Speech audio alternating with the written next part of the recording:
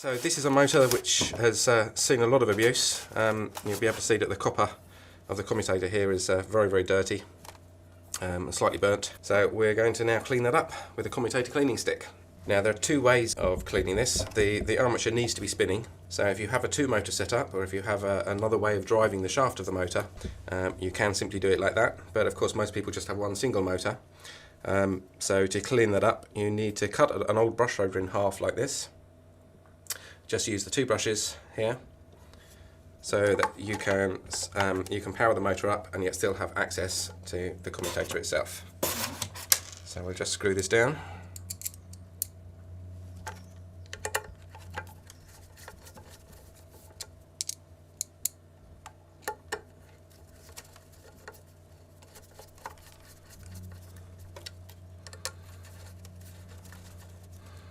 That's it. Now bring in some power. You can do this with just a 12-volt battery, although if you do so you need to hold the motor down securely when you power it up, because it will start with a jerk. I'm going to use a power supply so I can turn the power up nice and slowly, which keeps it all nice and safe.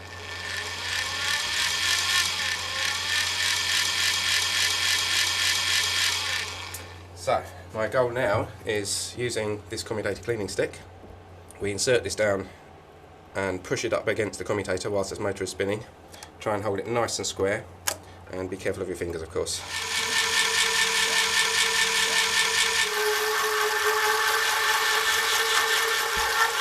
And whilst you're doing it, you can see the dark areas which haven't been cleaned yet. In this case, it's cleaning much more on the inside than the outside, so I'm pushing back against the outside to make sure I'm cleaning it evenly. But you can just see a little bit of black still spinning around. I think we need to clean it a little bit more, but it's nearly there.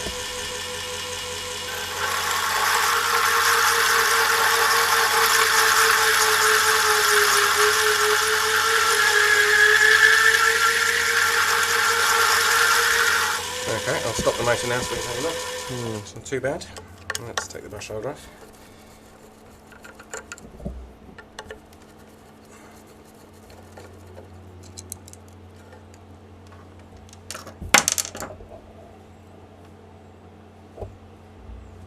It's not too bad. There's still see some little dark bits here. Now it does need to be really, really clean and smooth and flat to prevent any brush bounce, which of course would cause sparking. So I'm going to pop this on and give it just a quick spin.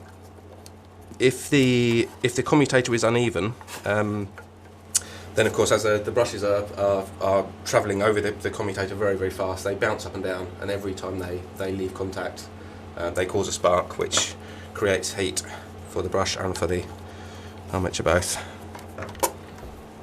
Okay, power it up again.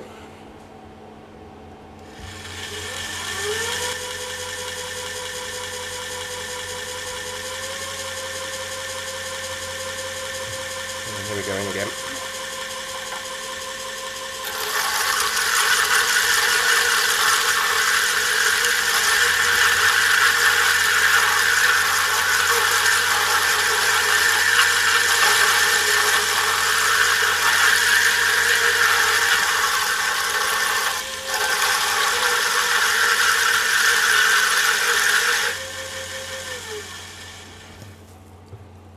There you go, that looks pretty good. Yeah, that's it. That's nice and clean, and it must be nice and even too. Once it's been cleaned, it's important to run the motor in for a little while.